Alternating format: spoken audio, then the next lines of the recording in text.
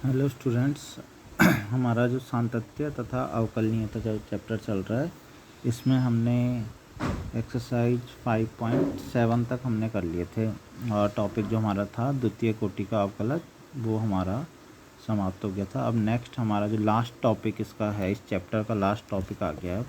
ठीक है, तो वो हम पढ़ेंगे और इसकी एक्सरसाइज है 5.8, उससे रिलेटेड हम क्वेश्चंस और उदाहरण करेंगे। इसके बाद जो लास्ट इसके बाद एक्सरसाइज है वो विविध बच जाएगी। बस जो टॉपिक है तो ये लास्ट टॉपिक है, जिसमें बच्चों थ्योरम्स हैं दो।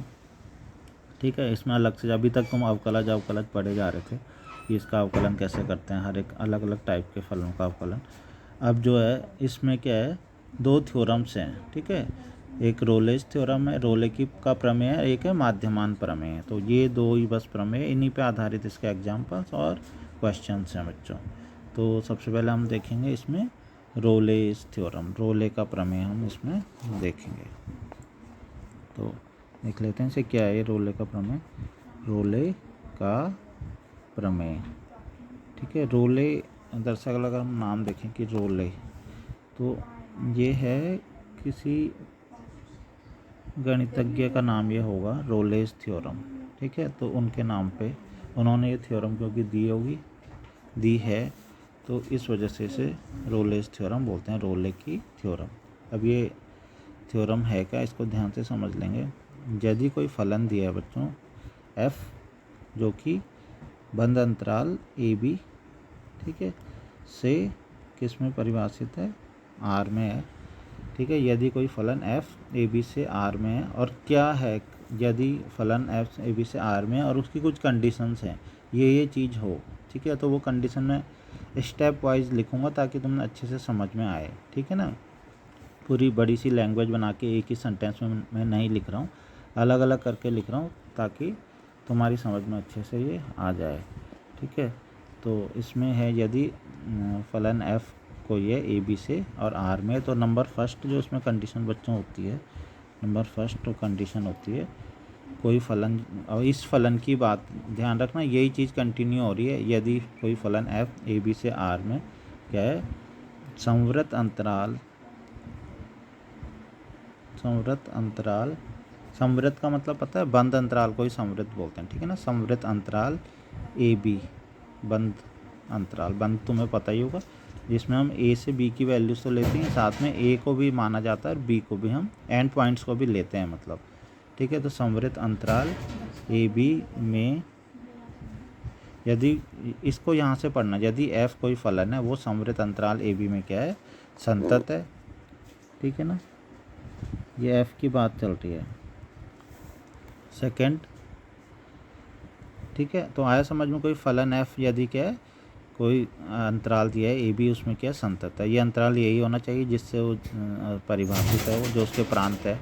ठीक है, नेक्स्ट है दूसरा है विवृत अंतराल, यही जो फलन है वो क्या, विवृत अंतराल, विवृत। ठीक है ना, विवृत अंतराल, विवृत अंतराल का मतलब बच्चों वह खुला अंतराल।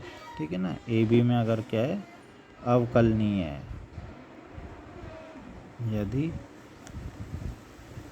वो क्या है, विवृत अंतराल ए बी में अवकलनीय है। सेकंड कंडीशन ये है। ठीक है, पहला है कि बंद अंतराल ए बी में संतत है, दूसरा है खुले अंतराल ए बी में अवकलनीय है। और थर्ड कंडीशन आती है कि एफ ए बराबर क्या है, एफ बी, मतलब जो ये प्रांत ये दे रखा है प्रांत, ठीक है, इसका जो शुरू का बिंदु है पहला और जो अंतिम बिंदु है, ठीक है, उस पर अगर हम फलन की वैल्यू निकालें तो वो कैसे आती है, बराबर आए। ठीक है, अगर ये तीन कंडीशन हो जाती है बच्चों, ठीक है, ध्यान से सुनो, कोई फलन दिया है तो फलन क्या होना चाहिए, ए बी जो इसका प्रांत है इसमें संतत होना चाहिए। ठीक है ना, जो इसका प्रांत है उसमें अगर एंड पॉइंट्स को हटा लें, मतलब किसमें, बंद अंतराल में, सॉरी खुले अंतराल में। ठीक है, खुले अंतराल ए बी में अगर अवकलनीय है, पहला संतत है, दूसरा अवकलनीय, तीसरा है कि एंड पॉइंट्स पे उसकी वैल्यू क्या है, बराबर है, ए पे वैल्यू निकालें और बी पे निकालें, ये बराबर। अगर ऐसी तीनों कंडीशन आ जाती हैं तब क्या होता है, तब एक चीज़ होती है, मतलब यही रोले प्रमेय कहलाती है कि अगर ये तीनों कंडीशन हो जाएंगी तो ये लास्ट वाली कंडीशन ज़रूर होती है फिर। ठीक है, तब क्या होता है, तब विवृत अंतराल ए बी में, मतलब खुले अंतराल ए बी में किसी ऐसे सी का अस्तित्व है कि F dash C equal to 0। तो अगर ये कंडीशन भी होती है, मतलब फलन इस इंटरवल में संतत है, इस इंटरवल में क्या अवकलनीय भी है और एफ ए इक्वल टू क्या है, एफ बी भी है, तो बच्चों हमेशा क्या होता है, ए और बी के बीच में एक संख्या ऐसी सी हमें ज़रूर मिलती है, एक नंबर हमें ऐसा ज़रूर मिलता है कि जिस पे क्या हो f dash C equal to 0, मतलब इसका अवकलन जिस पे क्या होता है, शून्य होता। तो यही रोलेस थ्योरम होती है। रोले थ्योरम ये बोलती है कि ये तीनों कंडीशन होती है तो ये चौथी कंडीशन ज़रूर होगी, ठीक है ना, ये वाली कंडीशन ज़रूर होगी। अगर ये तीनों की तीनों कंडीशन होती है तो ये कंडीशन ज़रूर लगेगी, यही रोलेस थ्योरम होती है। तो अब तुम्हारे जो क्वेश्चंस हैं, अगर कहीं पे भी बोला जाता है कि रोलेस थ्योरम को वेरीफाई करने के लिए बोला जाता है, मतलब उसको सत्यापित कीजिए कि वो है या नहीं है, तो उसमें क्या होता है, तुम पहली कंडीशन दिखा दोगे सही है, दूसरी भी दिखा दोगे सही है, तीसरी भी दिखा दोगे सही है। तो अब जब तीनों सही हो जाएंगी तो उसके बेस पे तुम ये भी दिखाओगे, अगर ये भी आ जाता है ऐसा, ठीक है ना, कि सी का अस्तित्व आ जाता है एफ डैश इक्वल टू 0, ये कैसे करना है वो अभी हम क्वेश्चन में देखेंगे। तो उससे वो रोले की थ्योरम क्या हो जाती है, वेरीफाई हो जाती है, और वो होगी, ध्यान रखना वो यहाँ पे आएगा ज़रूर। वो अगर पहली, दूसरी और तीसरी कंडीशन सही हो जाती है ना, तो ये चौथी कंडीशन ज़रूर ठीक आएगी, ठीक है ना। कहीं पे अगर तुमसे क्वेश्चन में कहा जाता है कि ये बताइए कि लागू हो रही है या नहीं हो रही है, तो लागू बच्चों उस केस में रोले की थ्योरम लागू नहीं होगी जब इन तीनों में से कुछ भी गड़बड़ हो जाएगा। हो सकता है मान लो संतत नहीं है तो सीधा फिर समझ लो लागू नहीं होना उसने, अवकल नहीं है तो भी लागू नहीं होगी, फिर f A equal to F b नहीं है तो भी लागू नहीं होगी, ठीक है। इन तीनों में से एक भी कंडीशन अगर गलत हो गई तो रोलेस की थ्योरम ये चौथी कंडीशन आएगी ही नहीं। ये चौथी कंडीशन तभी आएगी जब ये तीनों के तीनों कंडीशन फुलफिल होंगी, ठीक है। तो रोलेस की थ्योरम यही कि पहली कंडीशन भी, दूसरी भी और तीसरी भी हो जाएगी तो चौथी ज़रूर होगी बच्चों, ठीक है। और अगर रोलेस की थ्योरम कब गलत होती है, मतलब रोलेस की थ्योरम तो हमेशा सही होती है, ठीक है, थ्योरम तो हमेशा ये ठीक ही है, मतलब ये कि लगती कब नहीं है, वो तब नहीं लगेगी जब इनमें से कोई कंडीशन गलत हो जाएगी, मतलब संतत नहीं है, तो इसका मतलब है तब ये वाली कंडीशन नहीं आएगी, लास्ट वाली फोर्थ वाली कंडीशन की विवृत अंतराल में सी का अस्तित्व तुम्हें नहीं मिलेगा, ठीक है। तो रोले की थ्योरम वहाँ पे लागू ही नहीं होगी, मतलब ये बोलेंगे वहाँ पे नहीं लगा सकते हम रोले की थ्योरम।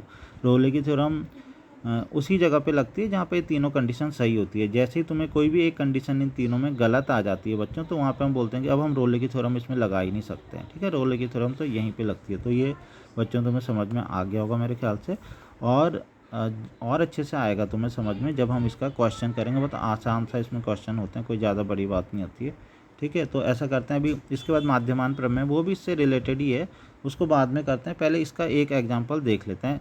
अभी तुम्हारे केवल एक एग्जाम्पल है, रोलेस का थ्योरम है उस पर एक एग्जाम्पल दे रखा है, और उसके बाद माध्यमान प्रमेय उस पर एक एग्जाम्पल है, उसके बाद सीधा एक्सरसाइज है, उसमें 6 क्वेश्चन है, ठीक है। तो बहुत ज़्यादा इसमें बड़ा ये नहीं है। तो ये उदाहरण 42, जैसे कि मैंने बोला एक ही क्वेश्चन है, फलन y equal to x square plus 2 के लिए रोले के प्रमेय को सत्यापित कीजिए, जबकि a इक्वल टू -2 दिया और b बराबर क्या दिया है, +2 दिया है, ठीक है। तो इसमें a b की वैल्यू बच्चों दे दिए, और साथ में क्या है, फलन भी दे दिया है, लेकिन y इक्वल टू करके दिया है, लेकिन कोई बात नहीं, हम उसको हम f करके भी मान सकते हैं उसको। तो इसमें बच्चों थोड़ा सा हम, क्योंकि हमें बाद में f A equal to F b इस तरीके से निकालना होता है, फलन की भी हम बात करते हैं, ठीक है। तो हम ऐसा करते हैं, अगर इसको हम वाई की जगह अगर हम क्या लिख लें, एफ एक्स लिख लें, तो ज़्यादा हमको और मतलब आसानी होगी बाद में, क्योंकि एफ ए वैल्यू भी रखते हैं हम, एफ डैश सी भी निकालते हैं, तो इससे हमें थोड़ा सा ज़्यादा अच्छा सही रहेगा हमारे लिए। एक फलन अगर एफ कहीं पे अगर आ जाए तो हम क्या करते हैं, इसको वाई की जगह क्या लिख लेते हैं, एफ एक्स लिख लेते हैं, ठीक है। तो हम यहाँ पे लिख तो ये रखा है ना, y equal to x square plus 2, लेकिन हम इसको ऐसे लिख देते हैं कि एफ एक्स, वो लिख, ये तो तुम्हें पता है कि y equal to f x होता है ना, ठीक है। तो y की जगह हम इसको x का, क्योंकि फंक्शन है तो हमने इसको लिख देता हूँ f x equal to x square plus 2, ये फलन दिया है बच्चों, ठीक है। तो हम रोलेस की थ्योरम अब इसमें बच्चों देखेंगे। तो रोले की थ्योरम के लिए क्या क्या बताया था, कि सबसे पहली कंडीशन थी कि हम देखेंगे क्या ये फलन ए से बी में, बंद अंतराल ए से बी में क्या संतत है। तो बच्चों संतत अवकलनीय है, ये सब तुम यहाँ पढ़ चुके हो। अब तुम सोचोगे कि हम यहाँ पे तो ऐसा हमें नहीं सोचना कि हम जैसे पिछले चैप्टर में, मतलब इसी चैप्टर में हमने जो पढ़ा है संतत सिद्ध करना या अवकलनीय सिद्ध करना, हम यहाँ पे पूरा सिद्ध करके ऐसे left hand limit, right hand limit, ठीक है, इस तरीके से कुछ भी हम नहीं दिखाने वाले हैं, ठीक है। ऐसा कुछ नहीं करना है तुम्हें। अगर तुम ये सोच रहे हो कि इसमें अब क्योंकि दिखाना कि ये संतत है, ठीक है, तो हम इसको बताएंगे संतत है, उसके लिए हम लेफ्ट हैंड लिमिट लेंगे, दाएं पक्ष की सीमा बाएं पक्ष की सीमा फलन की वैल्यू के बराबर, ऐसी अवकलनीय वाला भी left hand derivative, right hand derivative. तो इतना सब कुछ हमें नहीं करना है, ठीक है। बहुत छोटे छोटे से क्वेश्चन है। करना क्या है, कुछ हमने खाली यही थोड़ी पढ़ा था वहाँ पे कि संतत left hand derivative, right hand derivative कैसे निकालते हैं। इसके अलावा हमने क्या पढ़े थे, कुछ स्टैंडर्ड कुछ रूल्स फंक्शंस हमने पढ़ लिए थे कि हमने कुछ फलन के बारे में पता था कि ये फलन क्या होते हैं, संतत होते हैं या अवकलनीय होते हैं। जैसे मान लो मापांक फलन है, ठीक है, तो ये क्या संतत होता है, अवकलनीय होता है, बहुपद फलन है, परिमेय फलन है, ठीक है ना। जैसे हो गया महत्तम पूर्णांक फलन है, साइन फलन है। तो इनके बारे में पढ़ा हुआ है हमने कि ये फलन क्या होते हैं, जो भी अपने प्रांत है उसमें अवकलनीय होते हैं या नहीं होते हैं, संतत होते हैं या नहीं होते हैं। तो हमें बस उसका ही यूज़ करना, उसी चीज़ का यूज़ करना है, और हम सीधा हमें वही बता देना कि ये फलन तो ऐसा बहुपद है तो इसलिए ये संतत है या अवकलनीय है, ये फलन मापांक है तो इसलिए ये संतत या अवकलनीय है, या ये फलन ये है तो ये अवकलनीय नहीं है, ठीक है। तो ये चीज़ें हमें बतानी है, ना कि पूरी तरीके से हमें लेफ्ट हैंड लिमिट या राइट हैंड लिमिट लेके इन क्वेश्चंस को करना है। तो बच्चों सबसे पहली कंडीशन थी, सबसे पहला जो मैंने बताया था, सबसे पहला क्या था कि हमें बताना है कि ये क्या है, रोलेस के थ्योरम को हमें सत्यापित करना है। तो पहली कंडीशन हम लाने की कोशिश करेंगे क्या होता है कि नहीं होता। तो बंद अंतराल ए बी में ए और बी की वैल्यू तुम्हें पता ना, -2 और 2 है। तो बंद अंतराल ए बी में संतत, ये संवृत और विवृत बार बार लिखने की जरूरत नहीं, खाली ब्रैकेट लगा के ए बी बड़ा ब्रैकेट और छोटा ब्रैकेट लगा दो। तो हम देखेंगे क्या फलन ये इसमें संतत है, फलन -2 से 2 में क्या है, संतत है। तो ध्यान से देखोगे तो ये फलन जो एफ एक्स है, x² + 2, ये कैसा फलन है बच्चों। देखो क्या बताया था मैंने, इस टाइप के फलन क्या क्या बोलते हैं, अगर तुम्हें पता हो तो इस प्रकार के फलनों को ऐसे फलन कहलाते हैं बच्चों बहुपद फलन। ये बहुपद फलन का उदाहरण है। तो मैंने क्या बताया था, बहुपद फलन क्या होता है, बहुपद फलन की खास बात है वो अवकलनीय भी होता है अपने प्रांत में, और क्या होता है अवकलनीय भी होता है और संतत भी होता है, ठीक है। तो बस ये केवल इसमें हमने जो रीजन लिखना है वो ये लिख देना, और रीजन जरूर देना, ऐसे नहीं कि कुछ भी लिख दिया अपनी मर्जी से कि ये संतत है, ठीक है, रीजन जरूर देना। तो अब हम क्या लिखेंगे यहाँ पे, सबसे पहले हम लिखेंगे जो फलन f है, f, ठीक है ना, किस में, -2 बंद अंतराल -2 और 2, ठीक है ना, में संतत है, ठीक है। एफ एक्स भी लिख सकते हो, ठीक है, f -2 से 2 में संतत है। अब लेकिन रीजन जरूर लिखना है, संतत है, ठीक है, रीजन जरूर लिखना है, क्योंकि f क्या है, एक बहुपद फलन है, ये जरूर है, इससे तुम्हें मार्क्स मिलेंगे। बहुपद फलन है, ये जरूर लिखना है कि क्यों संतत है, ठीक है। अब सेकंड कंडीशन क्या दिखानी है बच्चों की, ये फलन क्या है, खुले अंतराल ए बी में क्या है, अवकलनीय है। तो ऐसे ही हम लिख देंगे f क्या है, -2 से 2, और इस बार खुला अंतराल लिखना, में क्या है, अवकलनीय है, अवकलनीय है। क्योंकि अब क्यों क्या लिखेंगे, अभी भी सेम वही, ये भी तो बताया गया था तुम्हें कि अगर क्या है, एक जो बहुपद फलन होता है वो क्या होता है, अपने जो एक बहुपद फलन जो होता है वो क्या होता है, अपने में क्या होता है, अवकलनीय होता है, ठीक है, मतलब इसका अवकलन किया जा सकता है। ये तो तुम्हें पता है, इसका अवकलन कितनी बार करते भी हैं, ठीक है। तो ये एक अवकलनीय फलन है, इसका अवकलन बिल्कुल किया जा सकता है, ठीक है। तो हम लिख देंगे, वही रीजन लिखेंगे, क्योंकि f क्या है, एक बहुपद फलन है। तो बच्चों बहुपद फलन अवकलनीय भी होता है और बहुपद फलन क्या होता है, संतत भी होता है, ठीक है। तो उसी बेस पर हमने लिख दिया कि बंद अंतराल में ये संतत है, खुले अंतराल में अवकलनीय है, क्योंकि ये एक बहुपद फलन है। अब थर्ड कंडीशन क्या है, एफ ए बराबर एफ बी, ये भी होना चाहिए, ये तो हम खुद करके बताएंगे, ठीक है ना। एफ ए और एफ बी हमें निकालना आता है। एफ ए का मान कितना, -2, तो हम पहले एफ -2 भी निकालेंगे और एफ +2 भी निकालेंगे और देखेंगे कि क्या मान आ रहे हैं, ठीक है। तो हम थर्ड वाली कंडीशन में पहले देख लेते हैं, हम निकाल के देख लेते हैं। एफ़ पहले -2 निकालते हैं, तो कितना आया एफ़ -2। तो कैसे निकालेंगे बच्चों, आता ही होगा निकालना। एफ़ -2 निकालने के लिए तुम्हें क्या करना है, इसमें क्या करना है, एक्स की जगह पे -2 रखना है। तो -2 का वर्ग प्लस 2, तो 2 का वर्ग 4 और 4 + 2 कितना हो गया 6। ऐसे अगर F2 भी निकालेंगे तो वो भी तो वही होगा, 2 का वर्ग करेंगे प्लस 2, ठीक है। तो कितना होगा, ये भी 6 हो जाएगा, तो आ गया बराबर, ठीक है। तो ये थर्ड वाली कंडीशन थी F -2 = F2, ये भी बराबर हो गया, ठीक है। ये थर्ड वाली कंडीशन भी लग गई। पहली कंडीशन थी संतत, दूसरी थी अवकलनीय की, तीसरी कंडीशन थी कि जो ये ए और बी की वैल्यूज़ दे रखी थी, इन पे फलन क्या होना चाहिए था कि वैल्यूज़ बराबर होनी चाहिए थी, वो भी बराबर आ चुकी हैं। तो हमने तीनों चीज़ें देख ली हैं। तो जैसे हमें तीनों चीज़ें हो गई, तो अब हमें सत्यापित करना है क्या, ये थर्ड वाला पॉइंट ज़रा ध्यान से समझना, इसको कैसे करते हैं। इसको करने का थोड़ा सा तरीका ये है कि हम दरअसल क्या करते हैं कि कुल मिला के हमें ये इसमें बताना है कि कोई इसके बीच में कोई ऐसा, जब इसका हम अवकलन करेंगे तो कोई एक ऐसा बिंदु मिलेगा जिस पे कि फलन का मान कितना होगा, उसके अवकलन का मान कितना होगा, 0 होगा। तो उसको करने का बच्चों तरीका जो है, उसमें क्या करना है तो मैं बताता हूँ अभी। इसको करने का तरीका है कि बच्चों जो फलन दे रखा है हमने, f(x) जो दे रखा है, क्या दे रखा है, x² + 2 दिया है ना। ध्यान से समझ लेना इसको हम कैसे करेंगे, ठीक है। हर क्वेश्चन में तुम ऐसे ही करोगे, ठीक है। इसको करने का जो तुम्हें फलन दिया, सबसे पहला काम तुम्हें करना, मतलब स्टेप वाइज ऐसे करते रहो जैसे मैं बोल रहा हूँ तुम्हें। सबसे पहले इसका अवकलन किया जाता है, ठीक है। तो इसका अवकलन कर दो, f' हो गया, तो इसका अवकलन करना तुम्हें सीखा हुआ ही है। तो x² + 2, तो x² + 2, तो x² का अवकलन कितना हो जाएगा, 2x, और बच्चों 2 का अवकलन तो 0 होता है, ये हो गया। तो सबसे पहला स्टेप ये है कि इसका अवकलन कर लेना, इतना समझ में आ गया। इसके बाद तुम्हें क्या करना है, अब तुम्हें यहाँ पे करना ये है कि अब x की जगह पे क्या रख देना, c रख देना बच्चों। इसके बाद नेक्स्ट स्टेप में तुम्हें क्या रख देना, अगर f' = 2x है तो f' कितना होगा, f' कितना होगा, 2c हो जाएगा। आया समझ में क्या स्टेप है। पहले फलन जो दे रखा है उसका अवकलन निकाल लेना f', उसके बाद x की जगह पे कितना कर देना है, c पुट कर देना है। तो f' बराबर कितना हो गया, 2c आ गया। यहाँ तक एक स्टेप तुम्हारा हो गया, ठीक है ना बच्चों। इसके बाद अब हमने क्या करना है, अब नेक्स्ट स्टेप जो है वो हमारा है कि हमने f' को किसके बराबर रखना है, 0 के बराबर रखना है, और वहाँ से c की वैल्यू निकालनी है बच्चों, ठीक है।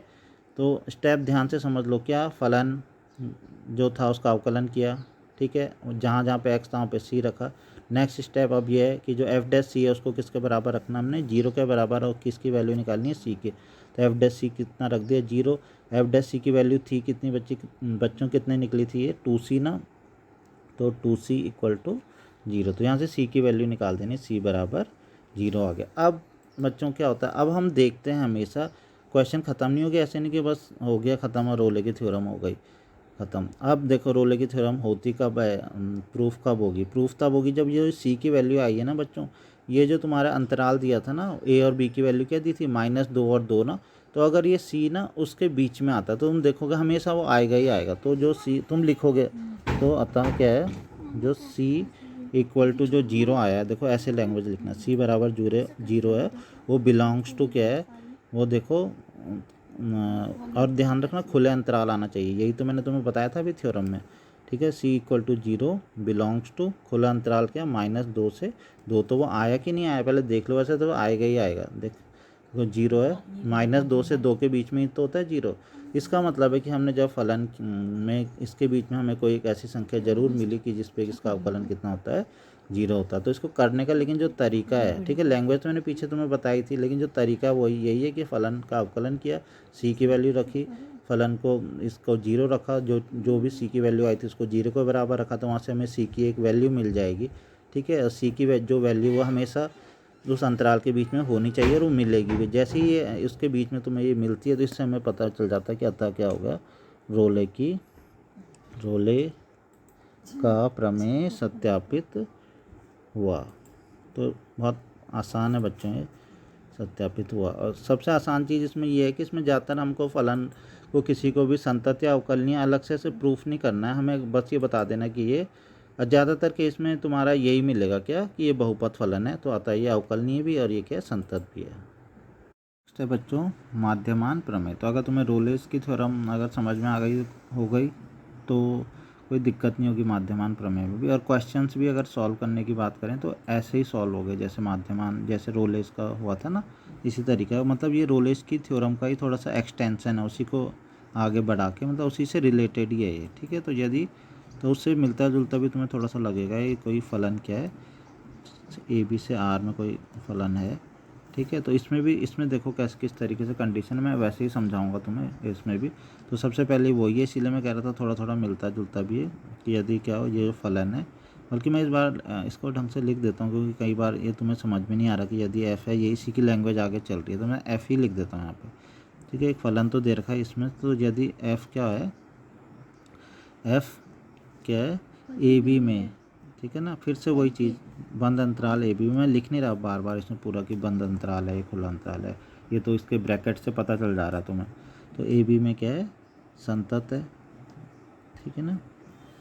यदि, ये यदि करके लिखा है और ये नीचे सब लिखे कंडीशन, ठीक है। सेकंड क्या है, एफ क्या है, खुले अंतराल ए बी में, वही सेम क्या है, अवकलनीय है,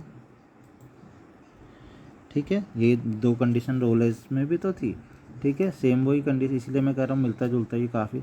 लेकिन अब चेंज हो जाएगा, अब उसमें जो थर्ड कंडीशन थी वो यहाँ से हट गई है, F A equal to F b अब इसमें नहीं होता है, ठीक है ना। F A equal to F B वाली कंडीशन से तुम्हें यहाँ पे लेना देना नहीं है, ठीक है। सीधा अब आ जाता है तब, ठीक है। अब क्योंकि यहाँ से f A equal to F B वाली कंडीशन क्योंकि चेंज हुई है, तो अब जो ये f dash C equal to वाली यहाँ पे कंडीशन थी वो भी चेंज हो जाती है, ठीक है। तो अब क्या उसमें अंतर आता है, देखो तब अंतराल, कौन सा अंतराल, अभी भी ऐसा ही कुछ हम करते थे ना, ए बी में किसी, तुम ध्यान से देखोगे तो कुछ वैसा ही है, किसी ऐसे सी का अस्तित्व है, सी का अस्तित्व है कि एफ डैश सी, अभी क्या होता था इसमें और उसमें अंतर बता रहा हूँ तुम्हें। सबसे पहले तो उसमें ये संतत होता था, अवकलनीय होता था। Third condition f equal to F b होती थी, जो यहाँ से हट चुकी है, अब इसमें नहीं होती है। लेकिन उसमें आता था कि अंतराल ए बी में किसी ऐसे सी का अस्तित्व है कि F dash C equal to zero होता था बच्चों। लेकिन अब यहाँ पे F dash C equal to zero नहीं होता है, F dash C equal to क्या होता है, F B minus F A upon B minus A, ठीक है बच्चों। तो ये माध्यमान प्रमेय हो गया। तो अगर ये दो कंडीशन बच्चों अगर होती हैं तो ये तीसरी कंडीशन होती ही होती है, तो यही है। और कहाँ पे ये लागू नहीं होगी, लागू वहाँ पे नहीं होगी अगर कोई फलन संतत नहीं है या कोई फलन अवकलनीय नहीं है, तो रोले की थ्योरम माध्यमान प्रमेय लगेगी ही नहीं, ये कंडीशन आएगी ही नहीं, ठीक है। तो करने का तरीका इसमें भी यही है बच्चों की, पहले बताना कोई फलन संतत है, बताना अवकलनीय है, क्यों है, उसका रीजन भी दे देना है, ठीक है, कि बहुपद फलन है या जो भी है। और दूसरा तुम्हें क्या करना है, सेम ऐसे ही करना है जैसे हमने किया था कि फलन लिया, उसके बाद उसका अवकलन किया, सी रखा। लेकिन जब हम यहाँ पे F dash C equal to बच्चों कितना रखते थे, यहाँ पे जीरो रखते थे।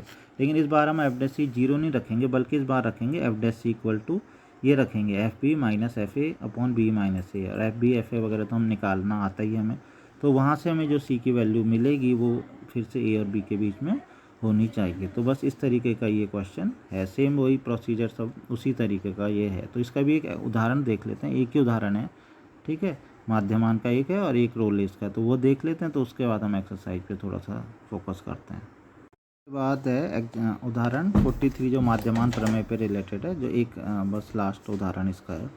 तो इसमें देखो बच्चों, अंतराल 2 से 4 में फलन f x equal to x square के लिए माध्यमान प्रमेय को सत्यापित कीजिए। इस बार कौन सी प्रमेय सत्यापित करनी है, माध्यमान।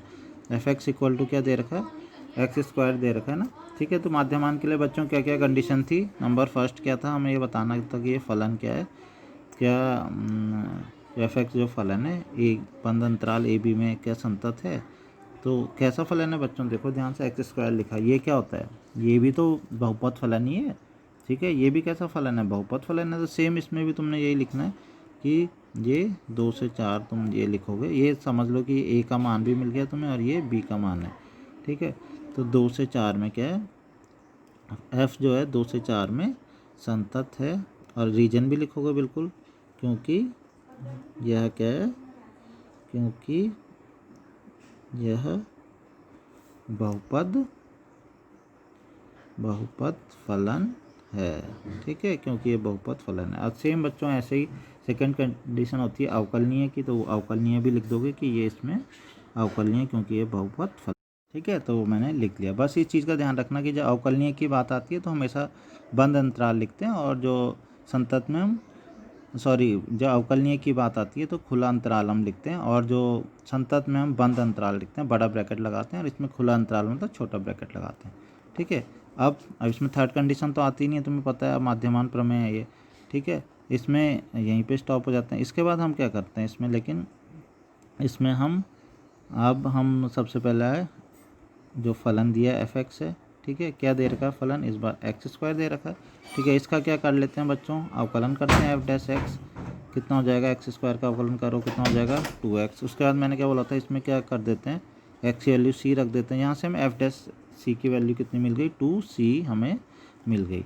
लेकिन अभी इससे पहले बच्चों तो हम करते थे कि एफ डैश सी को रखते थे 0 के बराबर, लेकिन इस बार एफ डैश सी को 0 के बराबर नहीं रखना है, इस बार रखना है।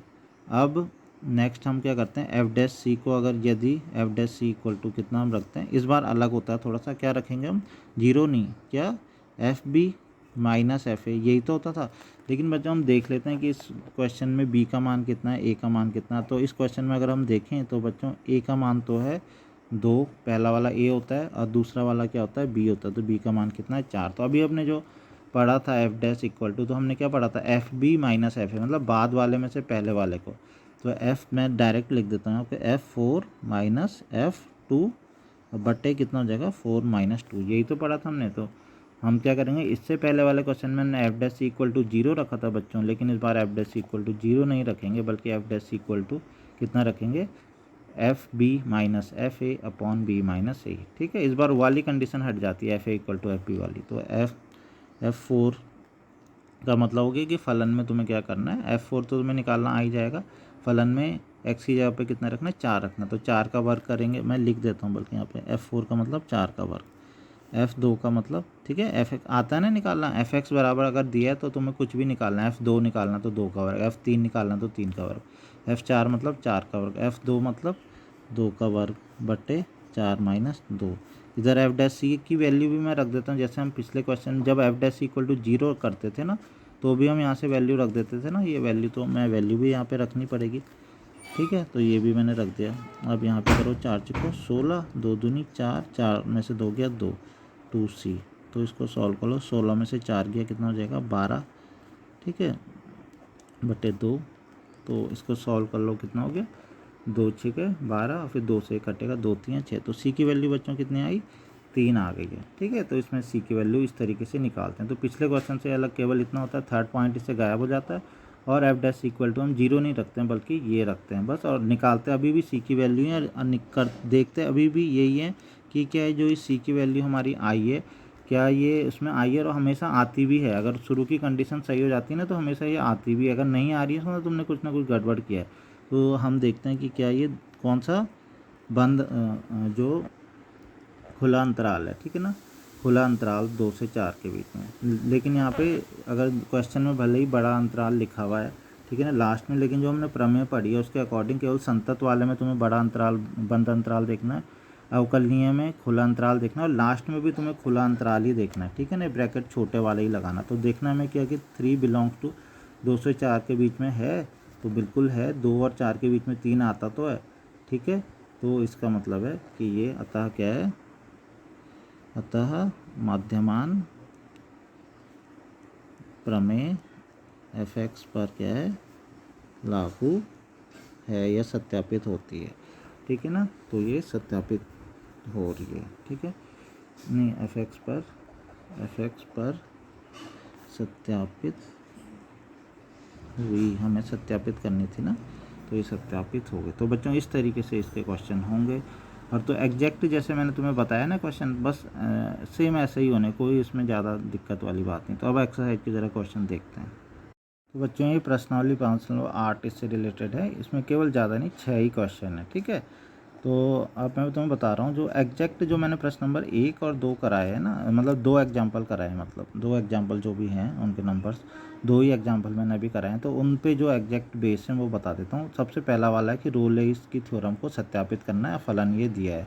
-4 से और 2 के बीच में। तो बच्चों कोई मुझे नहीं लग रहा इसमें कोई दिक्कत है, ठीक है। बहुपद फलन है ये, ठीक है। अब वैसे ही सेम ऐसे हमें करके ये क्वेश्चन हो जाएगा, ठीक है। नेक्स्ट अभी सेकंड को थोड़ी देर के लिए छोड़ो, इसके बाद है क्वेश्चन नंबर थर्ड को भी छोड़ो। अभी प्रश्न नंबर 4 है जो, ठीक है, ये भी सेम वैसे ही है। ये तो था रोलेस्की थ्योरम का, ये है माध्यमान प्रमेय, ठीक है। मीन वैल्यू थ्योरम मतलब माध्यमान प्रमेय। फलन दे रखा है x² - 4x - 3 है, और जो इंटरवल है ए बी उसका मान, ए का मान 1 है और बी का मान 4 है, ठीक है। तो इसमें माध्यमान प्रमेय हमें सत्यापित करनी है। सेम ऐसे ही जैसे मैंने एग्जाम्पल कराया था, तुम वैसे ही एग्जैक्ट वैसे ही करना, कुछ भी अलग से इसमें करने की ज़रूरत नहीं। तो प्रश्न नंबर पहला रोलेस थ्योरम का, प्रश्न नंबर चौथा इसका माध्यमान प्रमेय का, सेम वैसे ही है बच्चों, ठीक है। अब देखो प्रश्न नंबर 5, इसमें भी मीन वैल्यू थ्योरम मतलब माध्यमान प्रमेय की बात की गई है। पहले इस बहुत ध्यान से समझना जो मैं बोल रहा हूँ, ठीक है ना। फिर मतलब बाद में वो मत कंफ्यूज मत होना कि ये क्वेश्चन तो हमें समझ में नहीं आया। पहले तो इस देखो कि जो ये लिखा है ना, पहली वाली लाइन लिखी है, यहाँ तक एक अलग क्वेश्चन पूछा गया और इसके बाद वाली लाइन में एक अलग क्वेश्चन पूछा गया। सबसे पहले कहा गया है कि माध्यमान प्रमेय को सत्यापित करो जबकि फलन के मान इतना दे रखा और इंटरवल जो है ए से बी में। और तो ये क्वेश्चन ना जब यहाँ तक ख़त्म हो रहा है तो ये सेम ऐसे ही क्वेश्चन बन जाएगा जैसे प्रश्न नंबर 4 है। प्रश्न नंबर 4 और 5 बिल्कुल एक जैसे हो जाएंगे।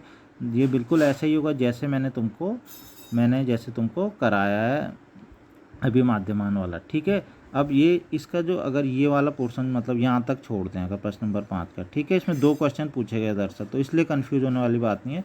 सबसे पहले तो लेकिन तुमसे यही पूछा है क्या कि इसको सत्यापित करो कि माध्यमान प्रमेय इसमें लागू हो रही है या नहीं, मतलब सत्यापित करना माध्यमान प्रमेय को, ठीक है।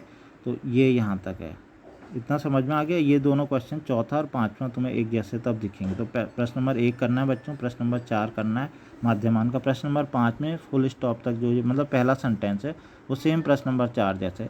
इसके आगे वाला है ना जो बच्चों ये वाला, ठीक है, ये वाला थोड़ा सा इसमें 2 क्वेश्चन पूछ लिए हैं, ठीक है। तो सबसे इसलिए इन दोनों का आपस में जोड़ मत देना कहीं, अगर तुम इसको क्या कर दोगे जोड़ दोगे ना तो फिर दिक्कत हो जाएगी, तुम बोलोगे क्वेश्चन है क्या। तो समझ जाना कि ये क्वेश्चन पहले यहाँ तक अलग है, तो वो सब कुछ वैसे ही करोगे, जो सी का मान देखोगे और सी का मान फिर 1 से 3 के बीच में आता है या नहीं आता है, ठीक है ना। क्या रखते हो तुम F' इक्वल टू वही FB - FA वगैरह करोगे, ठीक है। अब मैं बता देता हूँ इसके आगे वाला पोर्शन क्या है। इस आगे वाले पोर्शन में कुछ नहीं है, तुम्हें जो F' तुम्हारा मान आया था ना अभी, तो माध्यमान प्रमेय के लिए तो तुमने रखा था उसको किसके बराबर, FB - FA/B - A ना। अब तुम्हें इसकी अगली वाली लाइन को सॉल्व करने के लिए तुम्हें उस मान को अब उसके बराबर मत रखो, बल्कि किसके बराबर रखो, 0 के बराबर, जैसे रोलेज में रखते थे, ठीक है ना। तो 0 के बराबर रखना है। वहाँ से सी की जो वैल्यू आएगी वो देखो क्या 1 से 3 के बीच में आती है या नहीं आती है।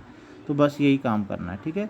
Find all c belongs to 1 से 3 के बीच में सी की वैल्यूज़ हमें निकालनी है कि जिसके लिए F' क्या आ जाना चाहिए, 0 आ जाना चाहिए, ठीक है। तो बच्चों तुम्हें यही इसमें देखना, और शायद मेरे ख्याल से ये नहीं आएगी, शायद ऐसी कोई वैल्यू तुम्हें मिलेगी नहीं, ठीक है। तो इसमें इस चीज़ का ध्यान रखना। एक चीज़ मैं और इस क्वेश्चन में बताना चाहता हूँ, ठीक है। चौथा क्वेश्चन और 5वें क्वेश्चन थोड़ा सा अलग तुम्हें एक चीज़ दिखेगी ध्यान से। यहाँ पे x² है और अभी तक ये भी x² है, जो मैंने कराए थे सब x² थे, लेकिन ध्यान से देखोगे x³ हो गया। जब बच्चों x³ हो जाएगा तो इसका जब अवकलन करोगे तो क्या हो जाएगा, 3x² हो जाएगा ना। x² में जब होगा तो इसका मतलब है कि ये द्विघात समीकरण टाइप की बन जाएगी। तो सी की वैल्यू इस बार बच्चों 1 नहीं मिलेगी।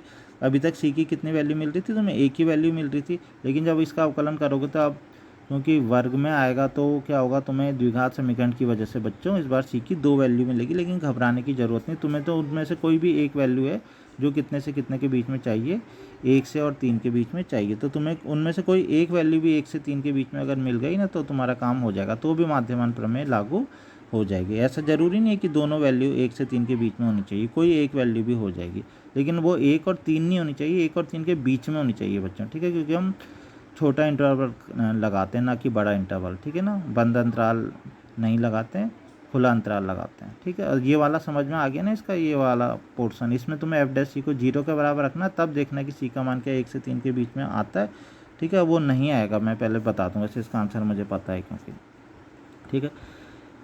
तो इस तरीके से बच्चों ये क्वेश्चन करने हैं तुम्हें कौन कौन से, ये तुम्हारा होमवर्क हो गया। प्रश्न नंबर 1, प्रश्न नंबर 4 और प्रश्न नंबर 5 ये होमवर्क है। अब बाकी ये मैं तुम्हें बता दूंगा 2, 3 और 6 थोड़ा सा इसके बारे में। प्रश्नावली 5/8 का प्रश्न नंबर 2 देखते हैं हम, ठीक है ना। जांच कीजिए कि क्या रोले का प्रमेय निम्नलिखित फलनों में से किन किन पर लागू होता है। इन उदाहरणों से क्या आप रोले के प्रमेय के विलोम के बारे में कुछ कह सकते हैं, ठीक है। तो अभी ये क्वेश्चन दरअसल सत्यापित करिए, अलग से क्वेश्चन इसलिए कि सत्यापित करने की बात ही नहीं हुई। सबसे पहले कहा कि उन्होंने क्या लागू होता भी है। मैंने तुम्हें बताया था ना बच्चों, रोले की थ्योरम्स में शुरुआत में 3 पॉइंट होते हैं, वो तीनों में से अगर कुछ भी मैंने बताया था गलत हो गया तो वो लागू होती नहीं है। सत्यापित तो तब करेंगे ना जब वहाँ पे लागू हो रही होगी। तो इसलिए जब जो तुम्हें वो क्वेश्चन सत्यापित करने के लिए देते हैं हमेशा वहाँ पे लागू होती है वो थ्योरम, ठीक है ना, इसलिए वो तुम्हें सत्यापित करने के लिए देते हैं, ठीक है। अब लेकिन यहाँ पे पूछ रहे हैं कि वो लागू होती भी कि नहीं होती है। तो लागू होने के लिए बस तुम्हें केवल शुरू की जो 3 कंडीशन होती है ना बच्चों, ठीक है, रोले की थ्योरम की जो शुरू की 3 कंडीशन है, ठीक है, इन तीनों में से अगर कोई भी गलत हो गई ना तो वो लागू ही नहीं होगी फिर, ठीक है। तो तुम्हें केवल इतना चेक कर लेना कि पहली इस लास्ट वाले तक तुम्हें पहुंचने की ज़रूरत ही नहीं है कि पहली, दूसरी और तीसरी में कुछ गलत तो नहीं हो रहा। अगर गलत हो गया तो बच्चों वो फिर लागू ही नहीं होती है वो थ्योरम, ठीक है। आगे समझ में। और क्वेश्चंस में जब तुम्हें देते हैं कि सत्यापित कीजिए, इसका मतलब 100% कि वो लागू हो रही होंगी सारी कंडीशन, तभी तो वो सत्यापित करने के लिए दे रहे हैं। तो अब क्वेश्चन में पूछ रहे हैं कि लागू है या नहीं है। तो नॉर्मली इसमें ज़्यादातर जो भी 3 क्वेश्चन इसमें दे रखे हैं, मतलब प्रश्न नंबर 2 में 3 पार्ट दे रखे हैं, तीनों के लिए कहा है कि बताओ कि लागू है या नहीं है। और उल्टे के विलोम के बारे में भी पूछा है। विलोम का हम तब देखते हैं, पहले देखते हैं क्या वो लागू है या नहीं है। तो बच्चों देखते हैं, सबसे पहला जो है वो है f(x) इक्वल टू महत्तम पूर्णांक फलन है, इसके लिए किस अंतराल में 5 से 9 के बीच में। तो बच्चों उसमें कंडीशन 3 कंडीशन बताई थी ना। एक तो फलन क्या होना चाहिए, संतत होना चाहिए, ठीक है। फलन क्या होना चाहिए, अवकलनीय होना चाहिए। और क्या होना चाहिए, f(a) इक्वल टू f(b) होना चाहिए। तो अगर मैं इसमें तुम्हें बताऊं तो इसमें कोई भी कंडीशन नहीं लग रही है, ठीक है ना। सबसे पहले बताऊं तो महत्तम पूर्णांक फलन बताया था ना तुम्हें। महत्तम पूर्णांक फलन क्या होता है, संतत नहीं होता है। कहाँ पे संतत नहीं होता है, ये टूट जाता है पूर्णांक बिंदुओं पे। पूर्णांक बिंदुओं पे क्या होता है, संतत नहीं होता है। ये तुम्हें पहले सब कुछ बताया जा चुका है, पूरा ग्राफ से भी बताया जा चुका है कि जो पूर्णांक बिंदु, इसका मतलब 5 से 9 के बीच में जो पूर्णांक बिंदु कौन कौन से, 6, 7, 8, इन पे तो ये संतत होगा ही नहीं। जब संतत नहीं होगा, ठीक है ना, टूट जाता है इन पॉइंट्स पे, तो इसका मतलब रोले की थ्योरम खुद ही क्या हो गया, लागू नहीं भी, ठीक है। और इसके साथ साथ क्या होता है, ये अवकलनीय भी नहीं होता है, ठीक है। ये भी तुम्हें बताया था, ये भी पूर्णांक बिंदुओं पे अवकलनीय भी नहीं होता है, संतत नहीं होता है, तो ठीक है। और दूसरा एक लास्ट कंडीशन है f(a) इक्वल टू f(b), खुद ही सोचो वो भी नहीं होगी। 5 अगर हम यहाँ पे रखेंगे तो वैल्यू 5 आएगी, 9 रखेंगे तो 9, 5 बराबर 9 होता है, नहीं। तीनों ही कंडीशन गलत आ रही है, ठीक है ना। वैसे तो कोई एक भी कंडीशन गलत आए तो लागू नहीं होता, तो इसमें तीनों ही गलत आ रही है, तो इसका मतलब इस पर रोले की थ्योरम लागू होगी ही नहीं।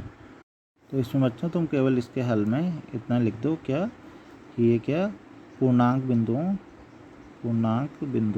कौन से, अभी हमें लेकिन पूर्णांक में सारे नहीं लेने, केवल इसके बीच के से तो हमें मतलब है। तो 6, 7, 8 पर f ना तो संतत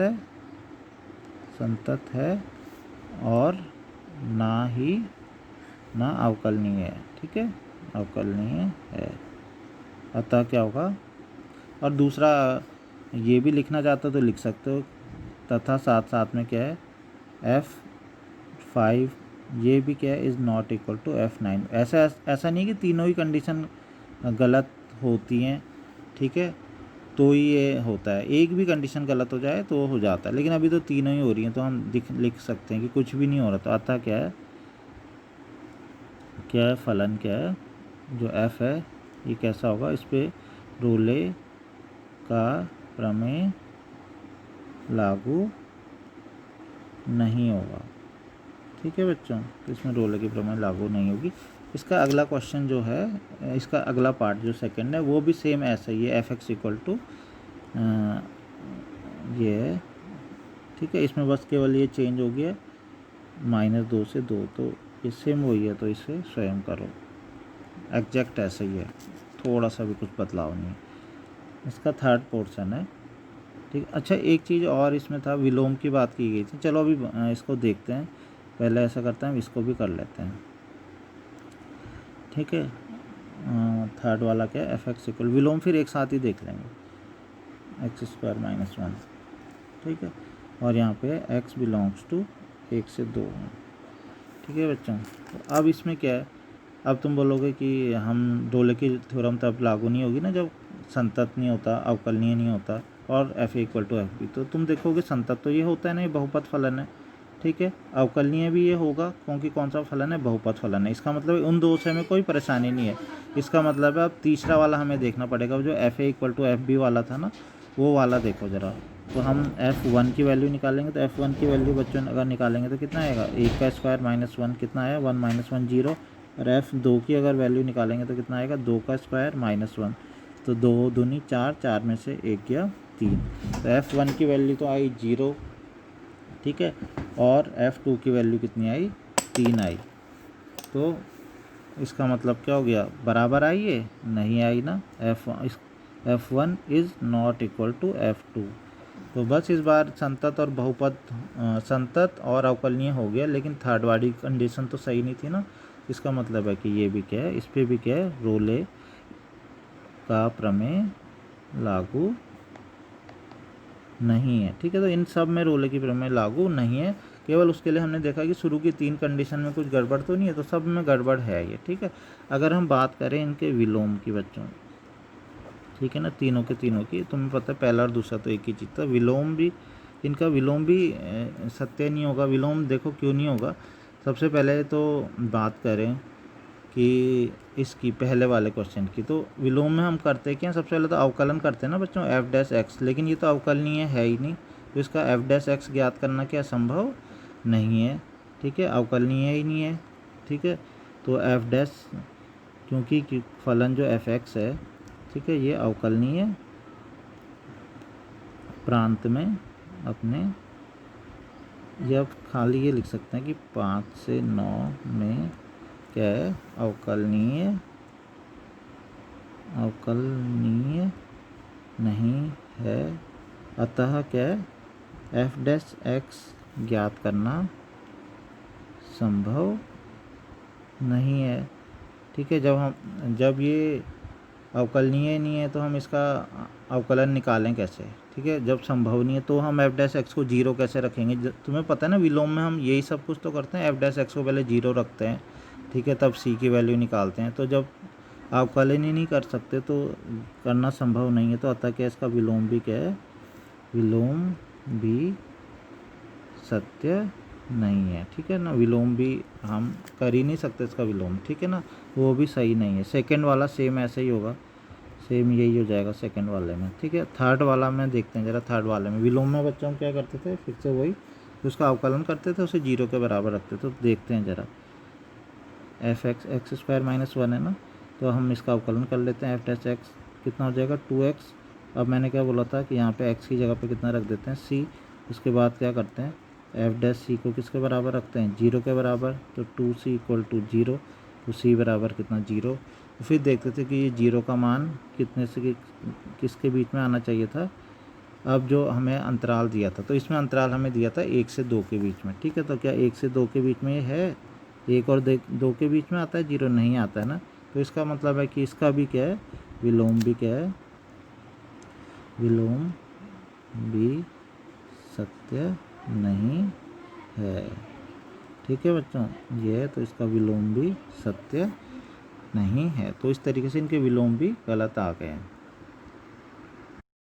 क्वेश्चन नंबर 3 है बच्चों, इसको ये थोड़ा सा बहुत समझने वाला थोड़ा सा क्वेश्चन है कि किस तरीके से ये होगा। एग्जैक्ट ऐसे मतलब है तो लग तो इसमें रोलेस थ्योरम लग रही है, ठीक है। ये भी कहीं पे कुछ लिखा नहीं है मेन चीज़ कि यहाँ पे थ्योरम कौन सी कुछ प्रूफ करना है कि क्या करना है, ठीक है। लेकिन कुछ कंडीशंस देख के पता चल रहा है कि रोलेस थ्योरम लगेगी इसमें, ठीक है। अब इसमें देखो कोई फलन दिया है और दिया कि एक संतत फलन है, ठीक है। फिर दिया एफ डैश एक्स किसी बिंदु पर शून्य नहीं है, नहीं होता है। तो सिद्ध कीजिए कि f minus 5 is not equal to f5, ठीक है बच्चों। अब देखो मैं इसमें तुम्हें ये बताना चाहता हूँ कि ये क्वेश्चन कैसे होगा। सबसे पहले तो अगर इस फलन की बात करें, ठीक है, अगर हम कुछ रोलेस की जो थ्योरम्स हम देखते हैं थोड़ा उससे ही ये रिलेटेड है, ठीक है ना, उसी से संबंधित है ये। सबसे पहला रोले की थ्योरम तब होती है ना जब कोई फलन क्या होता है, इस जो भी अंतराल होता है, ठीक है ना, उसमें क्या होता है, संतत होता है। तो हम सबसे पहले देखते हैं तो f जो है -5 से 5 में क्या संतत है, ये तो उन्होंने ही दिया है में संतत है, प्रश्नानुसार है ना, ये प्रश्न में दिया है, प्रश्नानुसार, प्रश्न में तो दिया है कि संतत है। नेक्स्ट है कि f क्या है, -5 से 5 में अवकलनीय है। क्या ये भी दिया है प्रश्न में? ध्यान से देखो, बोलोगे नहीं तो ये तो नहीं दिया, दिया है। उन्होंने लिखा यदि f डैश x किसी भी बिंदु पर शून्य नहीं होता है, यानी कि f डैश x मतलब उसका अवकलन बोला उन्होंने कि अवकलन निकाल सकते हैं, तभी तो f डैश x आया है। इसका मतलब है कि ये अवकलनीय, ये भी प्रश्न में दिया है, ठीक है ना। तो यहाँ पे तुम ये लिख सकते हो प्रश्नानुसार, क्योंकि प्रश्नानुसार f डैश x का क्या है, अस्तित्व है, अस्तित्व है। f डैश x का अस्तित्व तभी तो होगा जब f x अवकलनीय होगा, उसका अवकलन किया जा सकता है, ठीक है बच्चों। तो संतत भी आ गया, अवकलनीय भी आ गया। अब तीसरी वाली कंडीशन क्या होती है?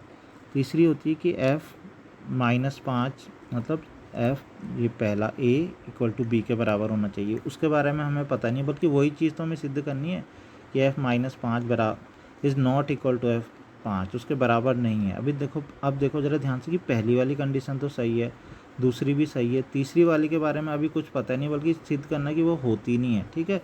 तो ये 3 कंडीशन है बच्चों, अभी तीसरे वाले के बारे में भी कुछ पता नहीं है, ठीक है। तो अभी उसको थोड़ी देर के लिए छोड़ देते हैं। अब बच्चों क्या आती है चौथी कंडीशन? क्या होती है चौथी कंडीशन? हमने बताई थी कि f डैश x किसी अंतराल के किसी बिंदु पे शून्य होता था ना, लेकिन वो कंडीशन उन्होंने साफ साफ बोल दिया कि गलत हो गई है।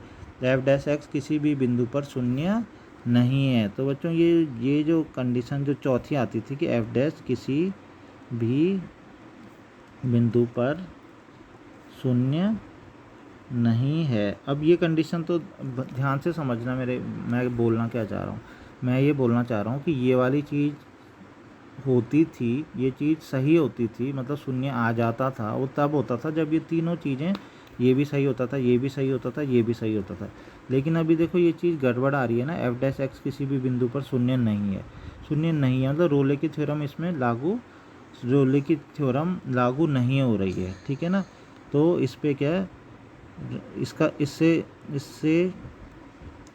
यह दर्शाता है, ठीक है ना, यह दर्शाता है कौन सा वाला पॉइंट, ये वाला पॉइंट, यह दर्शाता है कि f पर रोले की प्रमेय लागू नहीं हो रही है, अतः क्या हो जाएगा, अतः। लेकिन देखो बहुत ध्यान से सुनना, मैं क्या बोल रहा हूँ, मैं ये बोल रहा हूँ कि ये लास्ट वाली जो सिचुएशन होती थी ये गलत तभी होगी जब इनमें से कोई ना कोई एक क्या हो जाएगी, गलत हो जाएगी, ठीक है। तो अब लास्ट वाली सिचुएशन तो उन्होंने कहा कि f डैश किसी भी बिंदु पर शून्य नहीं है, तो इसका मतलब लास्ट वाली तो उन्होंने दे दी कि वो गलत है, मतलब यहाँ पे ऐसा कोई हमें पॉइंट मिलता ही नहीं है, ठीक है। नहीं मिलता, इसका मतलब कुछ ना कुछ यहाँ गलत होना चाहिए। लेकिन पहला वाला तो सही है बच्चों, पहला वाला तो सही है, दूसरा वाला भी सही है, इसका मतलब है कि 100% है कि तीसरा वाला गलत होना चाहिए, तभी तो ये गलत हुआ है। आया समझ में? ये मैंने बोला था ना, जब ये तीनों कंडीशन सही होती हैं तो ये भी सही होता है, अगर इनमें से कोई भी एक गलत होता तो ये गलत हो जाता। अब पहला भी सही है, दूसरा भी सही है, इसका मतलब ये तीसरा वाला पक्का गलत होगा, ठीक है। अतः हम लिख देंगे कि ये क्या होगा, तीसरी वाली कंडीशन होती क्या है, तीसरी वाली कंडीशन ये होती है कि ये दोनों बराबर होने चाहिए थे, इसका मतलब है ये दोनों के दोनों क्या हैं, बराबर नहीं होंगे, ठीक है। ये तीसरी कंडीशन लागू नहीं होगी, ठीक है। तो अब समझ में आ गया होगा ये क्वेश्चन बच्चों। इस तरीके से एक्सरसाइज कंप्लीट हो गई है। अब इसमें कौन सा क्वेश्चन बचा है, 6 बचा है ना। 6 ध्यान से देखोगे तो इसमें लिखा है कि माध्यमान प्रमेय के बारे में बताना है।